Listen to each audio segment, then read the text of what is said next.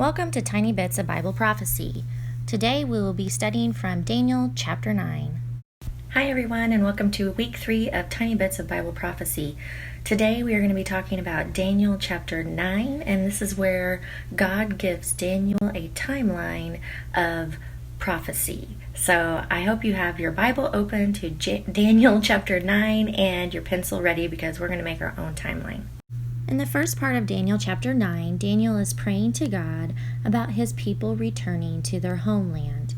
And he realizes that Jeremiah had prophesied that they would be in Babylon to serve the king for 70 years. And this was done in 605 BC. And basically Jeremiah in chapter 25 is scolding the people, the Jewish people, and telling them because they did not obey God's commands, they would be punished. And this is the last verse of that prophecy.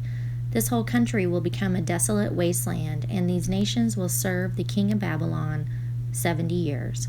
So Daniel knew that his time in Babylon was coming to an end, and he was praying to God about that when Daniel says in chapter 9, verse 20, "While I was speaking and praying, confessing my sin and the sin of my people, Israel, and making my request to the Lord my God for his holy hill, while I was still in prayer, Gabriel, the man I had seen in an earlier vision, came to me in a swift flight about the time of the evening sacrifice. He instructed me and said to me, 'Daniel, I have now come to give you insight and understanding. As soon as you began to pray, a word went out, which I have come to tell you, for you are highly esteemed. Therefore, consider the word and understand the vision.'" Okay, so now we're at Daniel chapter 9, verse 24, and I included some pictures of Lake of the Ozarks where we just got back from vacation for you. We had a great time with family. And Daniel 24 says, 77s are decreed for your people and your holy city to finish transgression, to put an end to sin, to atone for wickedness, to bring everlasting righteousness, to seal up vision and prophecy, and to anoint the most holy place. I think it's good to look at different versions of the Bible, and so I'm going to read all of these main verses to you in the King James Version as well. 70 weeks are determined upon thy people and upon thy holy city to finish the transgression, and to make an end of sins, and to make reconciliation for iniquity, and to bring in everlasting righteousness, and to seal up the vision and prophecy, and to anoint the most holy. So there's a lot in this verse. We learn that Gabriel is coming to Daniel while he's praying about returning to their homeland.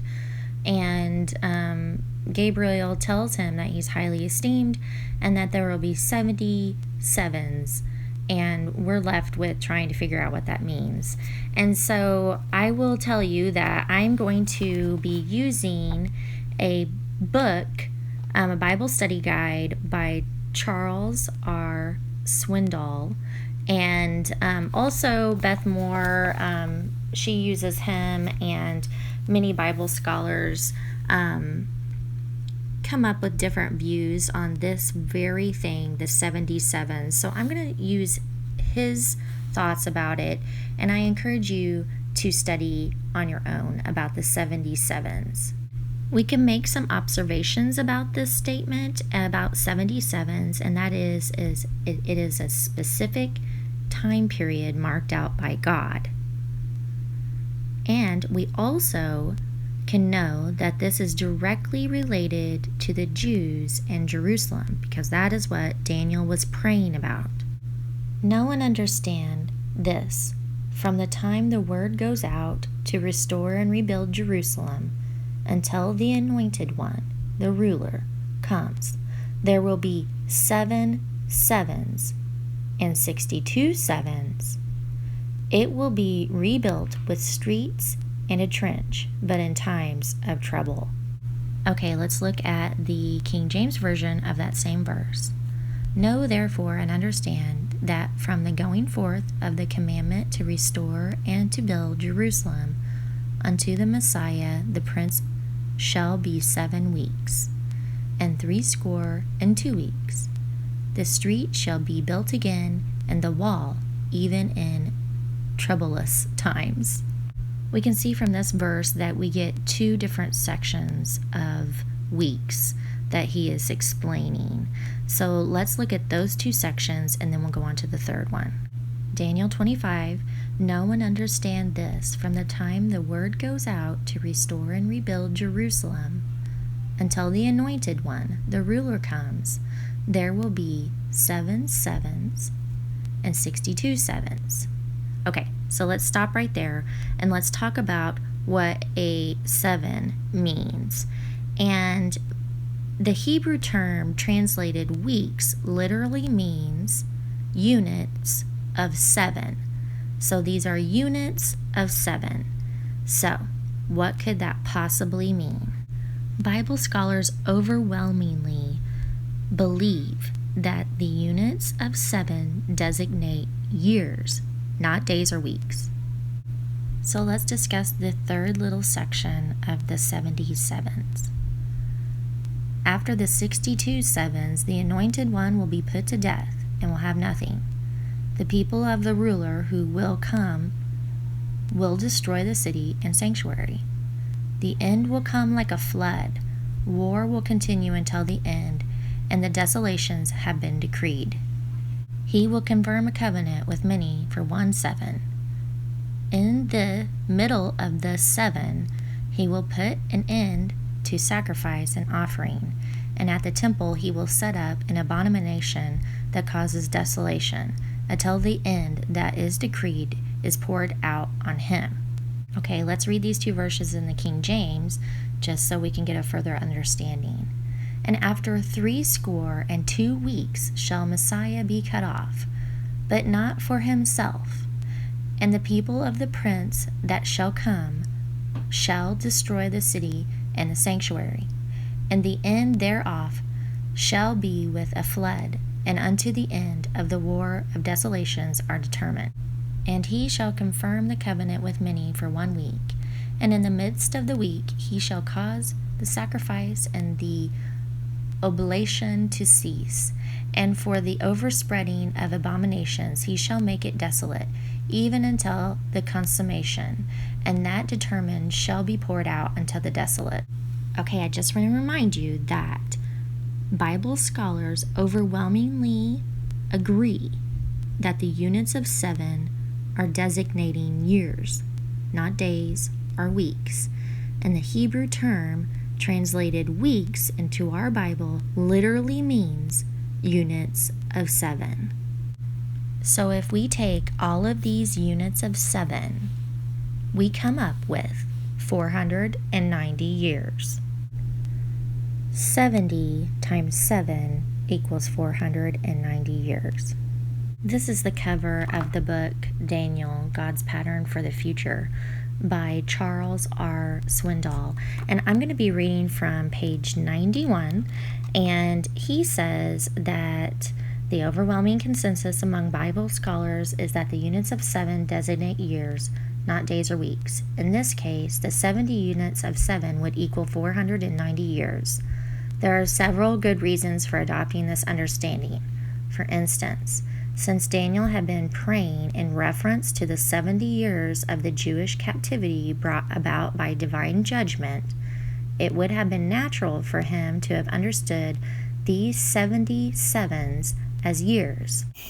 Now that we know that in the King James Version the word weeks means a period of time, and we can assume that it means years, let's look again at the NIV version, verse 25 from chapter 9. Know and understand this, from the time the word goes out to restore and rebuild Jerusalem until the Anointed One, the ruler, comes, there will be 7 sevens. You'll notice that the NIV, instead of the word week, uses the word sevens. And we know that 7 times 7 is 49. So then it says, and 62 sevens. So we have to add 49 to 62 sevens. 49 plus 62 sevens equals 483. And in verse 26 it says, "After the 62 sevens, the anointed one will be put to death and will have nothing." And you can see here, I've taken a picture of my notes from YouVersion, and it says that 26, the word nothing means, or death will have no one, or death but not for himself. We know that this is referring to Jesus. Let's take a look at the year that it was given a decree to restore and rebuild Jerusalem. We can go back and know that the Jewish calendar is based on a 360-day lunar year, and it was set to begin the 49 years, or the 7 sevens, to a decree to restore and rebuild Jerusalem. Nehemiah chapter 2, verse 1. "In the month of Nisan, in the 20th year of King Artaxerxes." So we know that this is the year. The month of Nisan would be March or April, depending on the year. And we know that Artaxerxes, it was his 20th year of rule, and that would have been 444 BC. And all Bible scholars agree with this date, so we can be pretty sure on setting the date at 444 BC. So here we go. We're going to add 49 to that. The next little segment says 62 sevens. Well, 62 times 7 is 434. 49 plus 434 equals 483 years.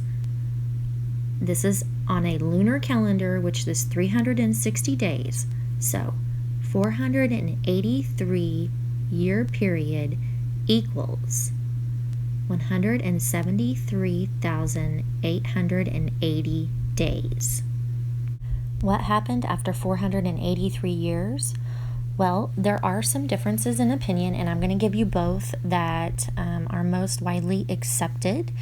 And the first one is from Charles R. Swindoll, and this was also the same one that was used in Beth Moore's Daniel Bible study. So I took a picture of the page here that I'm referencing to tell you about these dates and numbers from Daniel, God's Pattern for the Future by Charles R. Swindoll. And I'm going to read a little bit of it from the highlighted section. "After making some adjustments due to the Jewish practice of occasionally adding a month to correct the calendar, we arrive at March or April AD 3233. And scholars have calculated that the end of 483 years occurred on March 30th in AD 33, the same date that Jesus Christ entered Jerusalem as King of the Jews, from Luke 19:36 through 40, John chapter 12 through 15, and of course prophesied in Zechariah 9 verses 9. I also am using another handbook here, Hallie's Bible Handbook, and this is a really old version of this. This was actually my grandmother's, Eloise Baird, and she has bookmarks all through this, and it's really interesting that she had bookmarked this exact page. She was a great Bible study student, and so it's really neat that she did that. But this Bible commentary person and scholar, he disagrees on the date that the 480 years brings us to. He says that adding 483 years brings us to AD 26, the very year that Jesus was baptized and began his public ministry. So I think either way, we're arriving at Jesus. So going back to Daniel chapter 9, verse 26, "After these 62 sevens, the anointed one will be put to death and will have nothing. The people of the ruler who will come will destroy the city and sanctuary." We know that in AD 70, the Roman Empire destroyed the temple in Jerusalem. "The end will come like a flood. War will continue until the end, and the desolations have been decreed.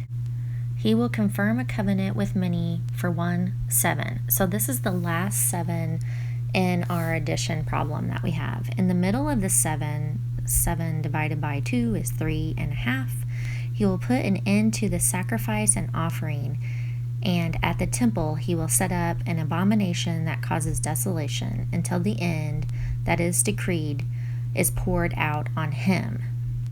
So as we look at this math problem here, we got 49 years, that's the 7 sevens, 7 times 7, 434 years, 62 sevens, and then 1/7, and that all equals 490 years. But there's a little bit of a problem here. There is definitely a gap in time. So let's take a little look at this gap. Okay, so you've probably heard people say we are living in the church age, and they are referring to Daniel chapter 9, the 70 weeks of Daniel. And so after the 69 weeks were ended by Christ dying on the cross, or his triumphant entry according to Charles Swindoll, and then of course the other book was Halley's Bible Handbook, and he thought it ended with the baptism of Jesus. So after that, it jumps right into the last 7. Well, we know that the last 7 has not happened yet, so we're in a gap of time, apparently. So I like how Beth Moore explains it as in verse 26, the word after. She's suggesting that this is a signal interpreting, meaning a gap of time. And so we know that after Jesus died on the cross and was raised again, the church age began. And so we can conclude that we're kind of waiting on God at this point for the final 7. I kind of made my own little sketch of the timeline here on a computer program that I have, but I would love for you to go ahead and get your pencil out and draw this out so you can have a better understanding of it. We're going to start with the 7 weeks, or 7 sevens, 49 years, and that started at 444 BC when Artaxerxes issued the decree to rebuild Jerusalem to Nehemiah. Then we have our 62 weeks, or 62 sevens, and that is 434 years. And that starts right at the finishing of Jerusalem, which took 49 years. And it continued on to, they think, Palm Sunday. And I really do like this version of it, the Charles Swindoll version. And he, of course, uses Bible scholars that he quotes in his book. And then we have the church age, and that is where we currently are. And we currently have not seen the final 7 1 week, 1/7 that Daniel was given by the angel that told him that this would end all sin, and basically it would be the new millennial kingdom. 70 sevens are decreed for your people and your holy city to finish transgression, to put an end to sin. So we now can understand the 70 sevens a little bit better. So are we living in end times? Well, we're awful close. We're in the gap, that's for sure. Let's review a little bit of what we learned in our first 3 episodes. We know from Daniel and Nebuchadnezzar's dream that history has already proven some of the things true. So we know that Babylon came and went, the Medo-Persian Empire came and went, the Greek Empire came and went, the Roman Empire came and went, and we are living in the feet of the statue. And so we know that we are close to end times by looking at that. We also know that there are 10 toes in the feet and there are 10 horns on the beast. So we know that we can look for some sort of 10 king power government or something to rise in the future, and that out of three of those kings will be subdued by the little horn, and the little horn is the Antichrist that will come and make a covenant with many for 1/7. So I hope you enjoyed this episode of Tiny Bits of Bible Prophecy.